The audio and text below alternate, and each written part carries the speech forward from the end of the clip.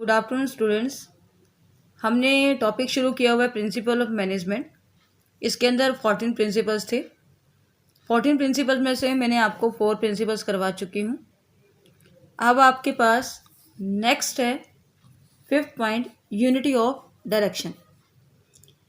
The principles implies that there should be, कहता है one head one plan, यानी कि एक हेड होना चाहिए और एक प्लान होना चाहिए for a group of activities. All the unit of an organization should be moving toward the same objective through the coordinate and the focus effort. सभी की ऑर्गेनाइजेशन के अंदर जो यूनिट में काम करने वाले व्यक्ति हैं, सबका ऑब्जेक्टिव क्या होता है? सेम होता है, लेकिन अपने अपने फोकस को क्या करते हैं, अपने अपने एफर्ट्स को उसके ऊपर क्या कर लेते हैं, वो फोकस कर लेते हैं। Each group of activity having the same objective, प्रत्येक ग्रुप क्या करता है? सेम ऑब्जेक्टिव देता है। Must have one head one plan. This ensure unity of action and coordination, इसके अंदर यूनिटी ऑफ एक्शन और कोऑर्डिनेशन दोनों ही निश्चित होते हैं।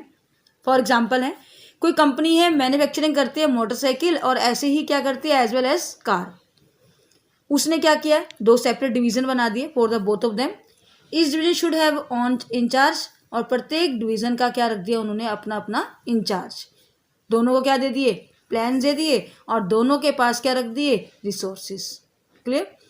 फॉर एग्जाम्पल देखो कि सेल्स डिपार्टमेंट है, वो हेड है सेल्स मैनेजर का, उसके सामने सेल्स टारगेट है, उसने प्रिपेयर करनी है मार्केट की स्ट्रेटजी और अपने टारगेट को क्या करना है? अचीव करना है। On the other hand production department है, must be headed by factory manager, factory का मैनेजर का वो हेड है। हु शुड बी रिस्पॉन्सिबल, उसकी जिम्मेवारी क्या है? वो प्रोडक्शन शेड्यूल को क्या करेगा? प्रिपेयर करेगा, ऑर्गेनाइजिंग करेगा। किस चीज़ के ऑर्गेनाइज करेगा? वो रिसोर्सेज को। दोनों ही सेल्स और प्रोडक्शन इंचार्ज क्या करेंगे? आपस में एक दूसरे के साथ क्या करेंगे? कोऑर्डिनेट करेंगे, एक दूसरे के साथ क्या बनाएंगे? तालमेल बनाएंगे, बातचीत करेंगे with each other to plan the activities effectively, ताकि उनका प्लान क्या हो? ज़्यादा से ज़्यादा इफेक्टिव हो। एडवांटेजेस क्या हैं इसके? इससे क्या होता है? निश्चित होता है यूनिटी ऑफ एक्शन, और आपस में क्या बनाते हैं? वो कोऑर्डिनेशन। सबसे ज़्यादा इंपॉर्टेंट क्या है? वो अपने कॉमन गोल को अचीव करते हैं, और इससे कॉमन गोल को अचीव करने में क्या मिलती है उनको? हेल्प। वॉलिटेशन यानी कि नेगेटिव इफेक्ट क्या है इसके अंदर? अननेसेसरी डुप्लीकेशन ऑफ एफर्ट्स और वेस्टेज ऑफ रिसोर्सेज क्या होते हैं? उसकी रोक लग जाती है। Efficiency of organisation will be also affected, इसके अंदर क्या है? ऑर्गेनाइजेशन के अंदर जो कार्यकुशलता है उसके ऊपर इफेक्ट पड़ता है, क्योंकि यूनिटी ऑफ एक्शन की क्या हो जाती है? यहाँ पर कमी आ जाती है। अब दोनों के बीच में कभी कभी डिफरेंसेस भी आ जाता है कि unity of command, unity of direction में दोनों में क्या डिफरेंस है? मीनिंग वन सबॉर्डिनेट रिसीव करेगा ऑर्डर को, और उसी के ऊपर क्या होगी? रिस्पॉन्सिबिलिटी होगी। Only one superior. Unity of direction के अंदर ईच ग्रुप ऑफ एक्टिविटीज का क्या होगा? सेम ऑब्जेक्टिव होगा, वन हेड होगा और वन क्या होगा? प्लान होगा। यूनिटी ऑफ कमांड का मेन एम क्या होता है? आपस में क्या करना है? It prevent the dual subordination, और ये क्या करता है? ओवरलैपिंग ऑफ द एक्टिविटीज को क्या करता है? रोकता है। इम्प्लीकेशन, इसके अंदर क्या है? इंडिविजुअल एम्प्लॉयज आते हैं, इसके ऊपर इफेक्ट पड़ता है, और इसके अंदर पूरी की पूरी ऑर्गेनाइजेशन के ऊपर क्या पड़ता है? इफेक्ट पड़ता है। अब 6 पॉइंट है subordination of individual interest to general interest.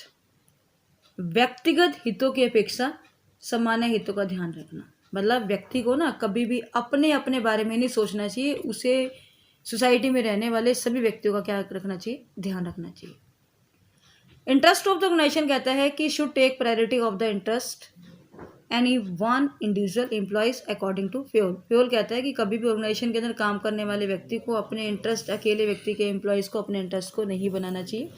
Every worker has some individual interest for working, प्रत्येक वर्कर का क्या होता है? कुछ ना कुछ अपना इंडिविजुअल इंटरेस्ट होता है जब वो काम कर रहा होता है इन्हें कंपनी के अंदर। The company has got its on objective, company के अंदर क्या होते हैं? अपने अपने ऑब्जेक्टिव होते हैं। फॉर एग्जाम्पल है, company would want to get the maximum output for the employees as a competitive cost. दूसरी तरफ एक एम्प्लॉयज़ है, वो चाहते हैं कि उन्हें मैक्सिमम सैलरी मिले वाइल वर्किंग द लिस्ट, और काम क्या मिले उन्हें? काफ़ी कम मिले। In all the situation interest of the group या कंपनी के अंदर क्या है? Will supersede the interest of any one individual.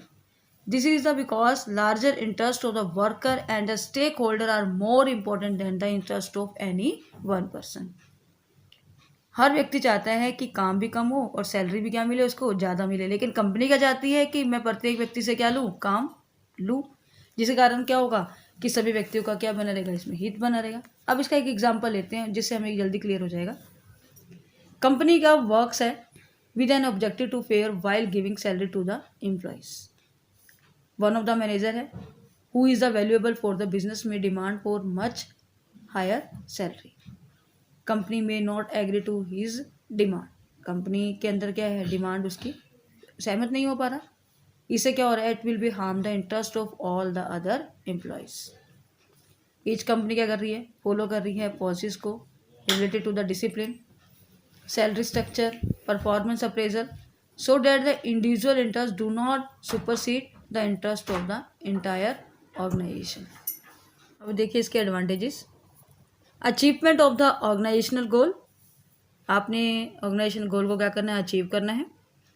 Coordination between individual interest and the organisational goal, यानी कि अपने कोऑर्डिनेशन बनाना है दोनों के बीच में, प्रत्येक जो व्यक्ति है उसका इंटरेस्ट और ऑर्गेनाइजेशन अपने गोल को।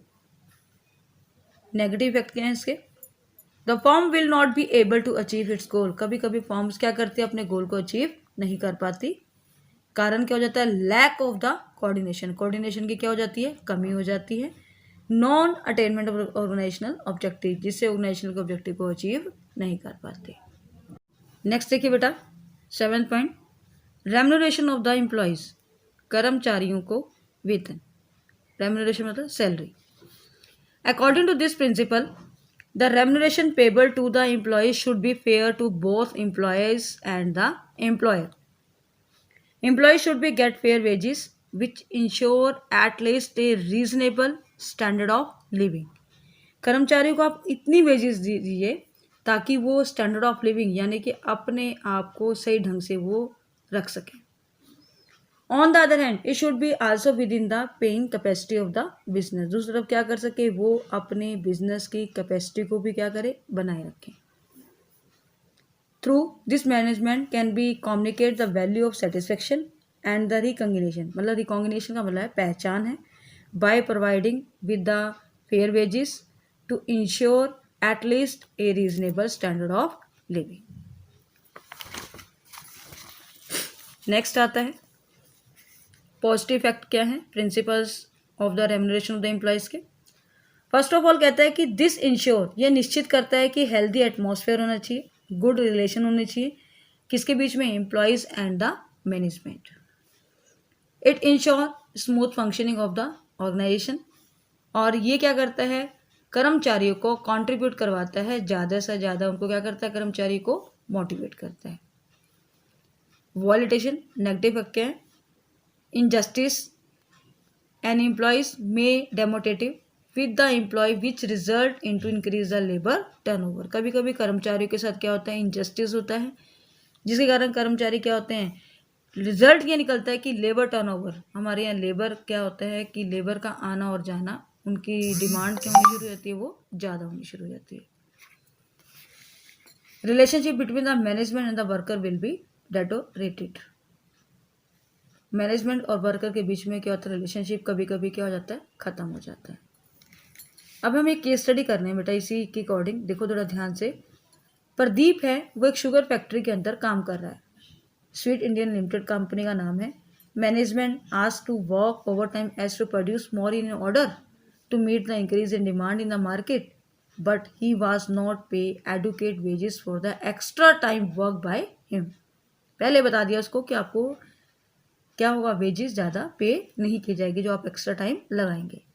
He felt dissatisfied all the time and never contribute this his maximum। First question क्या पूछा जा रहा है कि यहाँ पर फ्यूल का कौन सा ऐसा प्रिंसिपल है जो वॉलेटेड हो रहा है, तो आप इसका आंसर क्या देंगे, principles of the remuneration of the employees. अब ये प्रिंसिपल्स हमें क्या बताता है, the employees should get fair wages which ensure at least a reasonable standard of living. Clear. Next बेटा जी है centralisation and decentralisation. Decentralisation most important है बेटा, इसका थोड़ा ध्यान से समझना।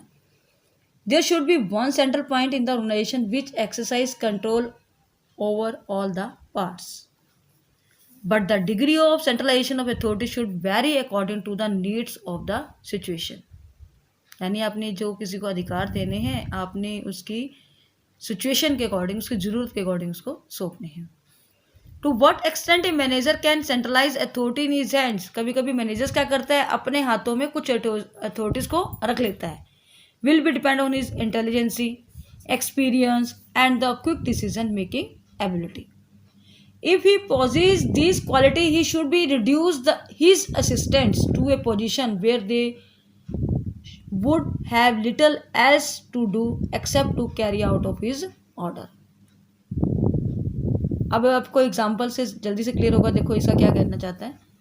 मेजर डिसीजन है, कोई भी एक्टिविटीज़ है, setting up the goal, plan, policy, strategies can be centralise, but there can be policy of the decentralization for the activities of the routine work, such a purchase of the raw material, assignment of the target to the workers.